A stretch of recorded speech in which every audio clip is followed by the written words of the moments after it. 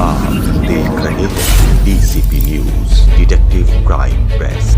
लगातार उत्पीड़न सह रही है महिला और उसके मायके वाले, प्रशासन फिर भी मौत। आपको बता दें, सुनीता पुत्री जामतू का विवाह 2009 को हिंदू रीति रिवाजों के अनुसार सुंदरपाल पुत्र कर्ण सिंह निवासी शीतलगढ़ी शामली के साथ हुआ था। शादी के कुछ समय बाद ही सुनीता के ससुराल वालों ने उसे प्रताड़ित करना शुरू कर दिया। सुनीता के साथ मारपीट, गाली गलौज, जान से मारने की कोशिश के साथ साथ जाति सूचक शब्दों का प्रयोग किया गया, जिसके चलते सुनीता के मायके वालों ने सुनीता के पति सुंदरपाल और देवर कुलदीप उर्फ बिट्टू के खिलाफ थाने में रिपोर्ट दर्ज कराई, जिसके चलते तो बिट्टू और सुंदरपाल जेल भी जा चुके हैं। जेल से रिहा होने के बाद सुंदरपाल और बिट्टू द्वारा लगातार सुनीता के मायके वालों को जान से मारने की धमकी दी जा रही थी। सुनीता के पिता जामतू दास का कहना है कि विगत कुछ दिन पूर्व उक्त व्यक्तियों द्वारा मेरे घर पर तोड़ फोड़ की जाती है, जिसकी तहरीर रिपोर्टिंग चौकी विकास नगर को दी गई थी, लेकिन आज तक उस पर कोई कार्यवाही नहीं हुई, जिसको देखते हुए अपराधियों के हौसले इतने बुलंद हो गए हैं कि कुछ ही दिन बाद अपराधी आते हैं और संतू दास के घर पर पेट्रोल बम द्वारा घर में खड़ी बाइक को जला दिया जाता है। इतना ही नहीं, जामतू दास का कहना है कि उक्त व्यक्ति सुंदरपाल और कुलदीप द्वारा लगातार धमकी दी जाती है कि हम पूरा ही मकान जलाकर राख कर देंगे, लेकिन पुलिस प्रशासन है कि न जाने क्यों मौन बैठा है, क्यों उक्त व्यक्तियों के खिलाफ कार्यवाही नहीं कर रहा है, जिसको देखते हुए संतू दास द्वारा आज पुनः कोतवाली विकास नगर में तहरीर दी गई थी। साथ ही कहा कि ऐसी आपराधिक घटनाओं को अंजाम देने वाले व्यक्तियों से हमें जान माल का खतरा है, जिसको देखते हुए मुझे और मेरे परिवार को पुलिस सुरक्षा दी जाए। कैमरामैन रितेश वर्मा के साथ reporter Rudra Bahadur Thapa, DCP news Uttarakhand. जी, मेरे पति है सुंदरपाल, देवर है मेरा कुलदीप, उनका नाम बिट्टू है।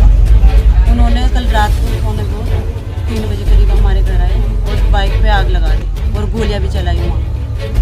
पहले 26 तारीख को उसने बाहर का गेट तोड़ दिया था। तो सर मेरी जब शादी हुई थी तो 21 दिन बाद होने लगी थी मारपीट, तब भी मैंने बर्दाश्त करा। मैंने कहा कोई बात नहीं, घर बसा रहे वही ठीक है। मारते रहे पीटते रहे, 11 साल निकल गया सर ऐसे। फिर उसके बाद जब हद होगी तब जाके लॉकडाउन लगा था, पहले लॉकडाउन, तब लेके आए थे मेरे मम्मी पापा यहाँ वहाँ से। हाँ, और ऊपर से मम्मी पापा को भी इतनी गालियाँ देते हैं, गंदी गंदी गालियाँ देते हैं।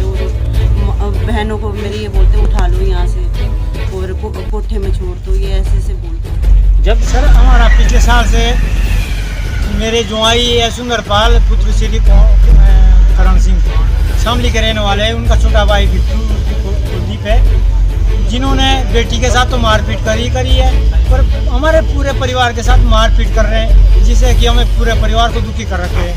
और अभी हमने पूर्व में एक हमने रिपोर्ट दर्ज कर दी जिसमें वो जेल भी चले गए थे, लेकिन जेल से निकलने के बाद जब से जेल से आए तब से जो है रोज़ लगातार धमकियाँ दे रहे हैं कि तुम हमारे बच्चे शीतलगढ़ी पहुंचा दो, या तुम्हें गोली से ख़त्म कर देंगे, या तुम्हें उठा के ले जा लेंगे।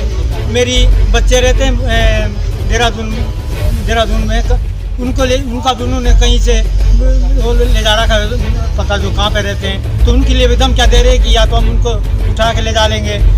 और 26 तारीख शाम को उन्होंने 8 बजे करीब मेरे घर पे गेट तोड़ करके और पूरा गेट को क्षतिग्रस्त कर दिया, जिससे कि हमारा अकेला पोता था यहाँ पे और किराएदार थे, उनको धमकी दी कि अगर तुम्हें ये सब कुछ खाली कर दो, इस मकान को हम खंडर कर रहे हैं, तुम्हें यहाँ से हट जाओ, अगर तुमने इसी में मरना तो हम आग लगा देंगे। तो कोतवाली में 27 तारीख को जो है करके तुरंत हमने एप्लीकेशन दी है, इस पर उन्होंने कुछ एक्शन नहीं लिया, कुछ नहीं किया। उस पर इंचार्ज चौकी वालों ने कहा था कि जो है मैं उनसे पूछता हूँ, क्या पूछा, मुझे उसके बारे में कुछ नहीं बताया। फिर उन्होंने आज रात को जो बीती रात है उसमें करीबन 2:45 बजे उसी गेट के अंदर घुस करके जो है मोटरसाइकिल पे, वो तो चाहते थे शायद मेरे ख्याल से दरवाजे पे आग लगाने पर भगवान की इशू कर रहा, तो उन्होंने मोटरसाइकिल पे आग लगा करके और पूरी मोटरसाइकिल जला दी, जिससे कि हमने बड़े मुश्किल से बाहर खींची मोटरसाइकिल कब्जा करके घर को बचा। क्या आपने इसकी सूचना पुलिस को दी? इसकी सूचना हमने पुलिस को दी, जिसमें अभी उन्होंने FIR तो हमें दे दी, पर लेकिन हमें FIR से हम कहाँ जाए, हम FIR लेकर के ये कि उसको कब आगे की कोई कार्रवाई क्या है, हम तब तक कहाँ रहेंगे। हमें तो घर में रहने का भी बड़ा खतरा है, तो लोग कुछ भी कर सकते हैं। उन्होंने गोलियों की धमकी दे रहा कि ये मेरा बेटा, मेरे बेटे को भी कह रखा है कि हम उसको गोली से मार देंगे, तेरे को गोली से मार देंगे, और तेरे बेटियाँ रहती है वहाँ देहरादून में, उनको उठा के ले डालेंगे। तो ये जो आजकल जो कह रहे हैं वो कर रहे हैं, जो कह रहे हैं उसको करके दिखा रहे हैं। तो हमें तो बिल्कुल, हमें मीडिया वालों से भी निवेदन करते हैं कि आप जो है प्रशासन से हमारी आवाज़ को पहुंचाएं, ताकि हमें ये सुरक्षा मिले कि हमें क्या करना चाहिए। हमें कोतवाली में रखें तब तक जब तक उन लोगों को पकड़ के जेल नहीं भेजे। एक दो दिन दोनों तीनों चारों भाई जितने भी अपने गुंडों के साथ वहाँ पर गए, उन्होंने उनके घर में तोड़फोड़ कर उनकी जो बाइक थी उसको जला दिया गया और वहाँ पर फायरिंग भी की। हम लोग सारे लोग ग्रामीण लोग यहाँ पर इसलिए आए हैं कि इस तरीके का माहौल, यदि डर का माहौल यहाँ पर बनाने की कोशिश कर रहे हैं तो हम ये अपने क्षेत्र में बिल्कुल भी बर्दाश्त नहीं करेंगे। जो हमारे कोतवाल साहब हैं वो किसी काम पर आ रहे थे, हमारी चीज़ से हम लोगों ने बड़े विनम्रता के साथ और शालीनता के साथ आग्रह करा है कि उनके खिलाफ उचित कार्रवाई होनी चाहिए। जिन धाराओं को उन पर चार्ज होना चाहिए, धाराएं लगनी चाहिए। और यदि पुलिस अपने कार्य को ठीक से नहीं करती है तो कार्य कराना हमें बहुत अच्छे से आता है और हम निरंतर इसमें प्रयासरत हैं। और हम जो हमारे उसके न्याय के लिए हमें यदि उच्च स्तर तक भी जाना पड़ेगा तो हम बिल्कुल प्रयासरत हैं।